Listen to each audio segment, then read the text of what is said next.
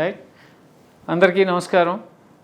రైతే రాజు, రైతుదే అంతిమ విజయం, రైతుదే ఎప్పుడూ విజయం అని చెప్పి ఇవాళ న్యాయస్థానాలు రుజువు చేసినాయి. అహానికి అడ్డుకట్ట వేసి నాగలికి న్యాయం చేసింది.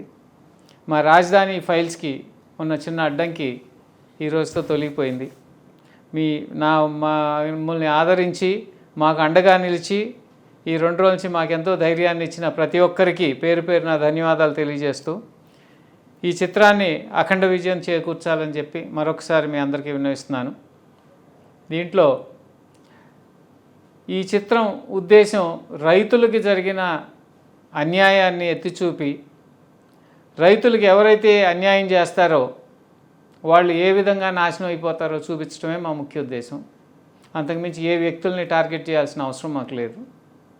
రైతు జోలికి వెళ్ళకుండా ఉంటే మేము ఈ సినిమా కూడా తీసేవాళ్ళం కాదు.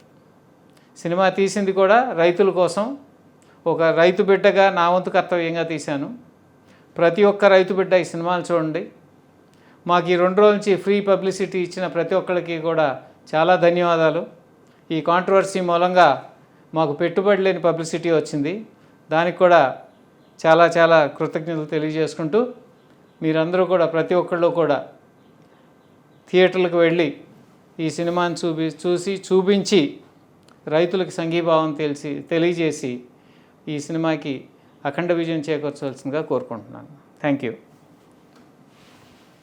అందరికీ నమస్కారం అండి. రాజధాని ఫైల్స్ ఎంత ఎమోషనల్గా ప్రజల్లోకి వచ్చిందో తెలుసు. ట్రైలర్ 1,40,00,000 మంది దాదాపు ట్రైలర్ని చూసి దీన్ని అప్రిషియేట్ చేశారు ఈ సినిమాని. ఎప్పుడెప్పుడు ఆ సినిమాని అందరూ వెయిట్ చేస్తూ ఉంటే 15వ తారీఖున రిలీజ్ అయింది ఈ నెల. ఈ సినిమా రిలీజ్ అయిన వెంటనే థియేటర్స్లో ప్రేక్షకుల్ని మొత్తం బయటికి పంపించేసి ఉన్న వాళ్ళందరినీ బయటికి లాగేసి కొన్ని చోట్ల 15 మినిట్స్, కొన్ని చోట్ల 20 మినిట్స్, కొన్ని చోట్ల ½ అన్ అవర్, కొన్ని చోట్ల ఫస్ట్ హాఫ్ అయిన తర్వాత థియేటర్ లాక్ చేసి జనాన్ని బయటికి పంపించేస్తే వాళ్ళు రోడ్ల మీద కూర్చుని మరీ అరిచారు, ఈ సినిమాని ఎందుకు ప్లే చేయరు మీరు, ఈ సినిమాని మాకు చూపించాలి, ఎందుకు చూపించట్లేదు అని చెప్పి ఎంతోమంది అభిమానులు చాలా డిసప్పాయింట్ అయిపోయారు, బాధపడ్డారు. రోడ్డు మీద ధర్నాలు కూడా చేశారు చాలామంది మహిళా రైతులు కానీ, మహిళలు కానీ, జెంట్స్ కానీ చాలామంది.